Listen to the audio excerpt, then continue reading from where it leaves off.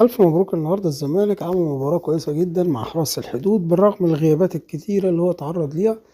لكن النهاردة الزمالك كان أداؤه كويس جدا في الملعب، خصوصا الإخوان بن زيرة لاعب الزمالك، اللاعب الموهوب الحريف اللي جات له أكتر من كورة، وفعلا هو بيعرف يتصرف في حالة راجل لراجل. ده غير كمان الحاجة الجميلة جدا النهاردة اللي شفنا أكتر من لاعب موهوب. النهاردة بنقول إن الزمالك والأهلي وفرق كتيرة جدا عندها مواهب في الكورة ممتازة. يا ريت يا جماعة الناس دي تاخد فرصها بدري بدري. يعني ما يكونش عندك لاعب موهوب ولازم يكبر ويبقى عنده 30 سنة عشان ينضم للمنتخب. المفروض أي موهبة كروية حتى لو كان عنده 18 سنة ينضم للمنتخب الكبير وتستفيد بيه. كلنا شفنا نجوم كتيرة في الملعب يا جماعة. يعني احنا نتمنى ان احنا نشوف لعيبة تكون صغيرة وتنضم للعيبة الكبيرة الخبرة. بالتوفيق للمنتخب الفترة اللي جاية.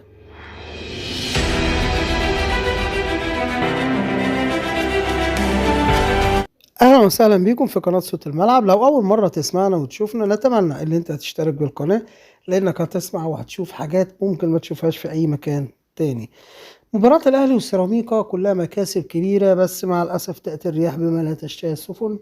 النجم الكبير احمد نبيل كوكا اتعرض لاصابة، بس اصابة ان شاء الله تكون بسيطة. هو خبطة كده في العضلة الضامة، يعني هيقعد 10 ايام وان شاء الله يرجع احسن من الاول. النجم الكبير الموهبة نجم المغرب أشرف داري اللي غير محظوظ بالمرة. الأهلي بيطلب إن اللاعب دوت يرحل على سبيل الإعارة، واللاعب قال لك لأ، أنا متمسك بالاستمرار في النادي الأهلي وهثبت وجودي إن شاء الله. أشرف داري متمسك بالبقاء في الأهلي يا إما الرحيل نهائي، والأهلي عايز يوديه على سبيل الإعارة. هي دي نقطة الخلاف، وأعتقد والأفضل إن الأهلي يخليه، لأن أشرف داري هيفرق كتير جدا مع خط دفاع النادي الأهلي، وإن شاء الله ربنا يبعد عنه الإصابات بإذن الله.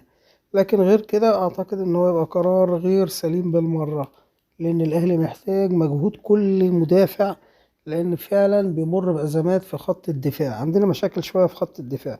ياسين مرعي ممتاز ومشروع نجم كبير ومشروع نجم إن مصر اللي جاي، يعني نجم مصر اللي جاي هو ياسين مرعي، بس مع الأسف هو لسه خبرات شوية. ياسر إبراهيم بصراحة سوبر ستار سوبر ستار. هنسيب أشرف داري ونشوف الصفقة بتاعت حامد حمدان اللي كله بيتخانق عليها.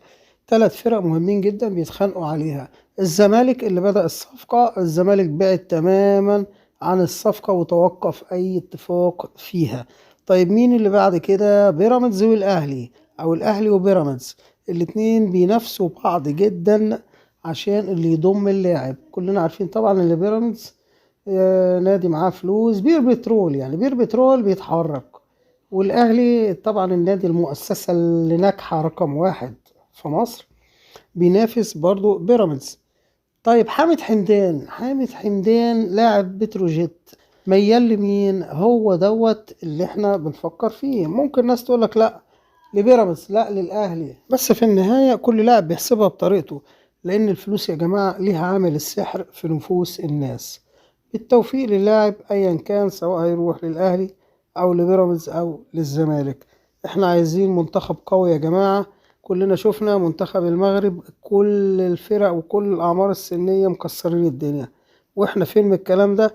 مش موجودين. احنا بنتخانق بس داخليا في الدوري والكلام ده كله، لكن على صعيد المنتخبات احنا حاليا بين صفر على الشمال، وهيبان ده كله في كأس الأمم الأفريقية طبعا الفترة اللي جاية.